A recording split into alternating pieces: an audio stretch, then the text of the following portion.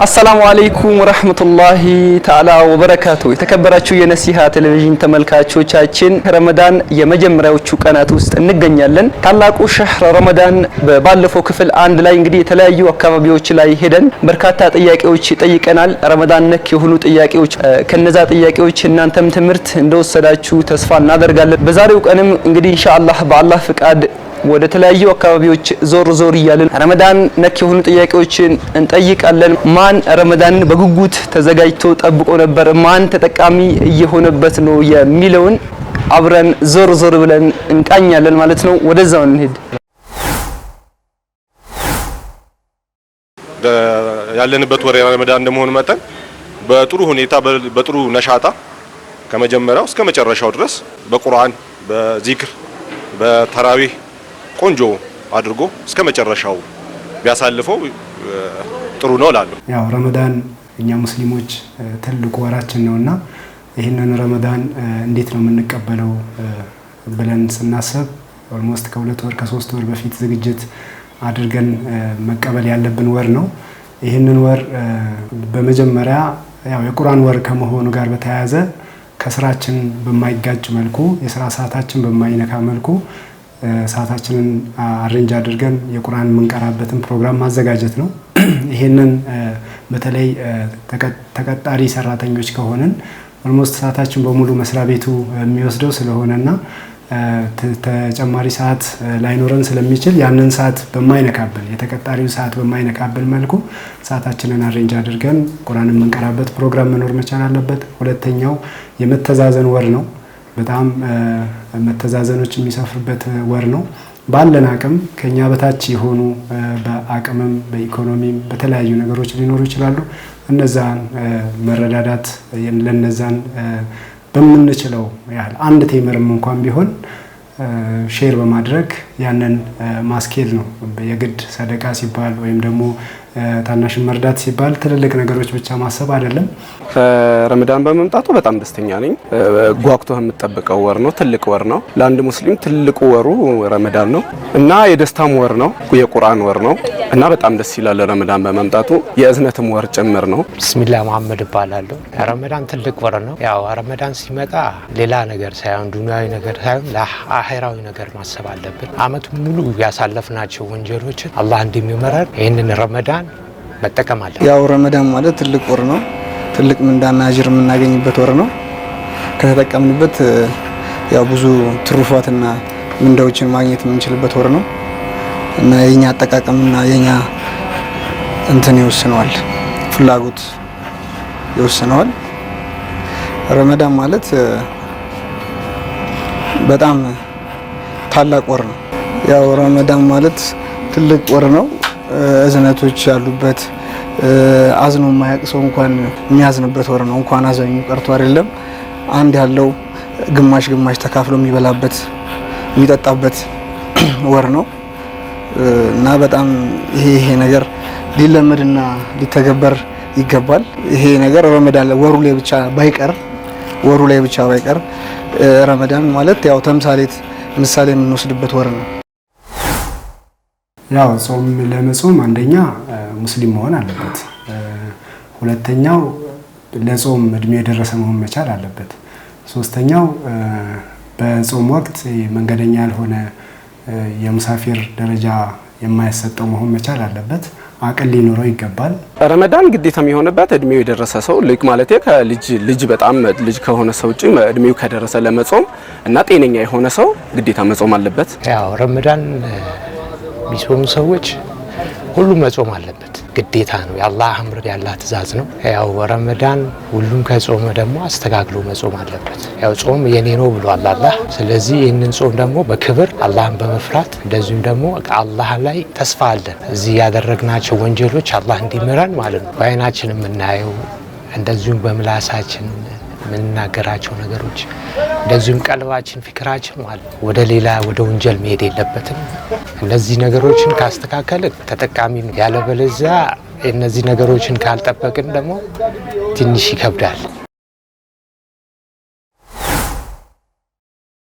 አንደኛ ማፍጠር ነው ወይ ምግብ ከበላ ጾም ይበላሻል።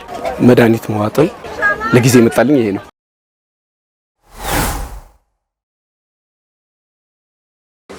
በዋነኝነት የሚተገበረው ኢባዳ ጾሙ እንዳለ ሆኖ ቁርአን ነው። ቁርአን የቁርአን ወር ነው።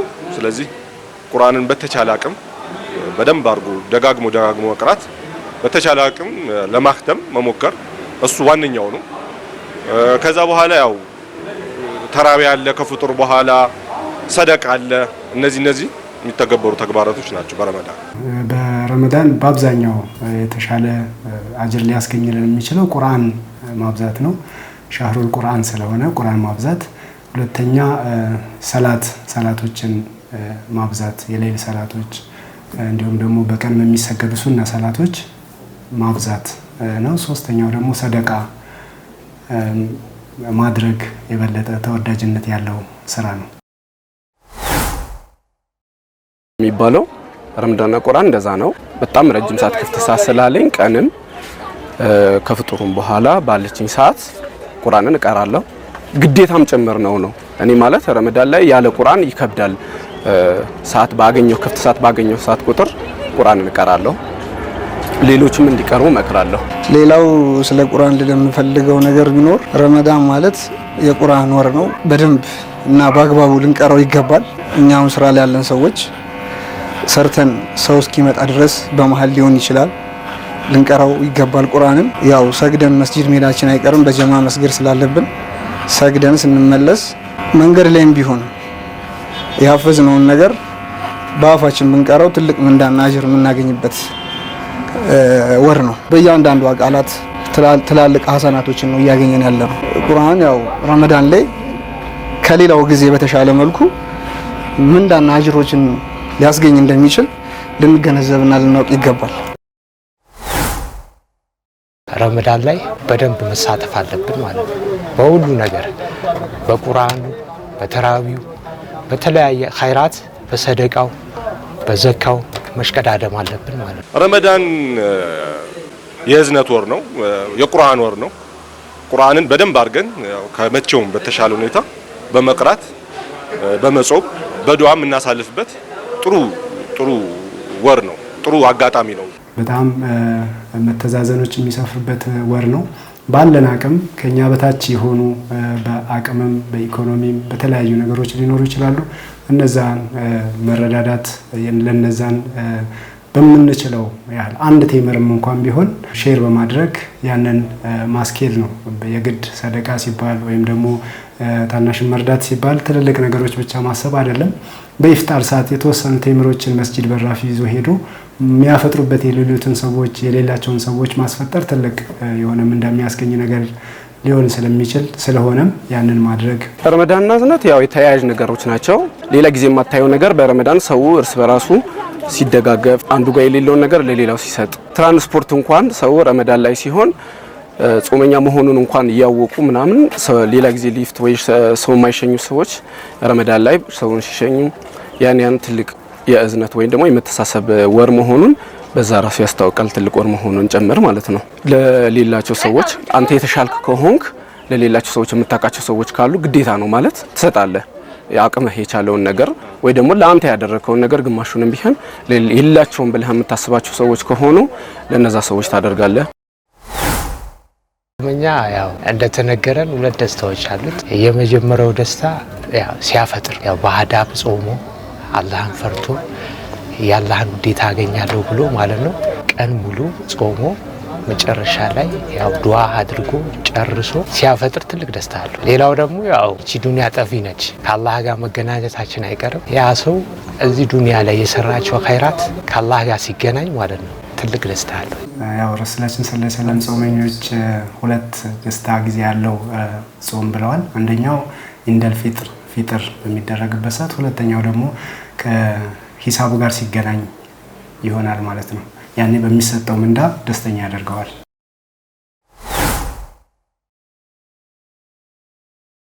የረያን በር ይባላል። ባቡር ረያን ይባላል።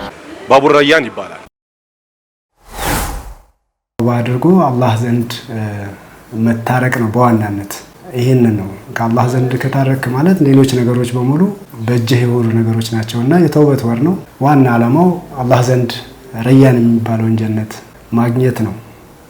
ለረመዳን ጾሚዎች ብቻ የሚገቡበትን ጀነት ማግኘት ነውና ከጾም የሚፈልገው ዋነኛው ነገር ያው የአላህን ውዴታ ለማግኘትና ያው አላህን ለመፍራት አላህን ትእዛዝ መተግበር ነው።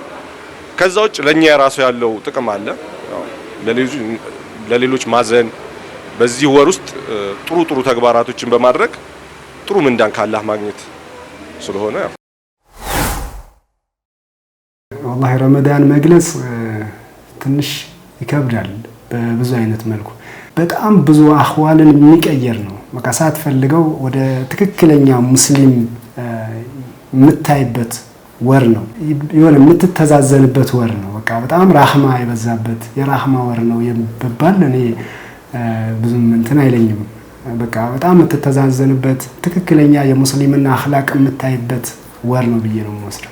አብሮ ማፍጠሩ በደንብ ተሰባስቦ ማሳለፉ ከፍጡር በኋላ ደግሞ ተራይ አብሮ ሄዶ ተራይ ላይ ሰላት ሰግዶ መመለሱ ሱሁር ተነስቶ መብላቱ ልዩ የሆነ ስሜት አለው እና በደንብ ያቀራርባል። ዚያራም ይኖራል።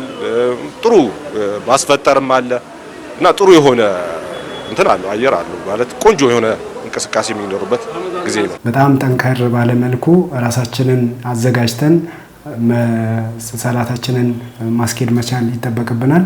እየጨመሩ ሱና ሰላቶችን ማንሰግድ ከሆነ ሱና ሰላቶች እንዲሁም ደግሞ የሌሊት ሰላትም በረመዳን ሰው በእዝነት ላይ በደንብ እንትን ይላል ማለት ልቡ ክፍት ይሆናል። በጾምም ስለሚያሳልፈው ምስኪኖችንም ለማብላት ለማስፈጠር ያለው ነገር በደንብ ክፍት ይሆናል። ለሰደቃም ጥሩ ስሜት ይኖረዋልና የእዝነት ወር ነው ማለት በደንብ ለሌሎች የምናደርግበት ወር ስለሆነ ሰው ልቡ ክፍት ይሆናል። ከመቼውም ጊዜ ጥሩ የሆነ ለሁሉም ሙስሊም ኡማ እንኳን ለዚህ ለተከበረው ወር በሰላም አደረሳችሁ። አላህ በሰላም አድርሶ በሰላም ጾመን አላህ ዘንድ ደግሞ ትክክለኛ ጿሚዎች ናቸው ተብሎ የሚመሰከርልን ጾም አላህ ያደርግልን። መልካም የረመዳን ጊዜ ለሁላችንም ይሆነልን ብዬ አምናለሁ። ጀዛከላህ። እንኳን አደረሰ የምላቸው ሰዎች በመጀመሪያ ደረጃ ውዷ ባለቤቴ፣ ከዛ በመቀጠል ለመላው ሙስሊም ኡማና ማህበረሰብ እና ለከስተመሮቼ እንኳን አደረሳችሁ ለማለት እወዳለሁ። አላህ ደግሞ ጾሞ ከሚጠቀሙት እንዲያደርገን አላህን እለምነዋለሁ። በተለይ ወጣቶች አደራ ምለው ነገር የበለጠ ወደ አላህ የምንመለስበት እንዲሆንልን ጥረት ብናደርግ እላለሁ። አሰላሙ አለይኩም ወራህመቱላሂ ወበረካቱ። የተከበራችሁ የነሲሃ ቴሌቪዥን ተመልካቾቻችን እንደተመለከታችሁት የተለያዩ ቦታዎችን ተዘዋውረን ጥያቄዎችን ጠይቀናል። የጠየቅናቸው ጥያቄዎችም እጅግ በጥሩ ሁኔታ መልሰዋል። አሪፍ ዝግጅት እንዳደረጉ ያሳያል። እንግዲህ አላህ ረመዳንን ተጠቅመው ከሚያሳልፉ ሰዎች ያድርገን። ፕሮግራማችን በአላህ ፍቃድ አጠናቀናል። ይህን ይመስል ነበር ማለት ነው። ረመዳንን ተጠቅመው ካሳለፉ ሰዎች አላህ ያድርገን። ወሰላሙ አለይኩም ወራህመቱላሂ ወበረካቱ።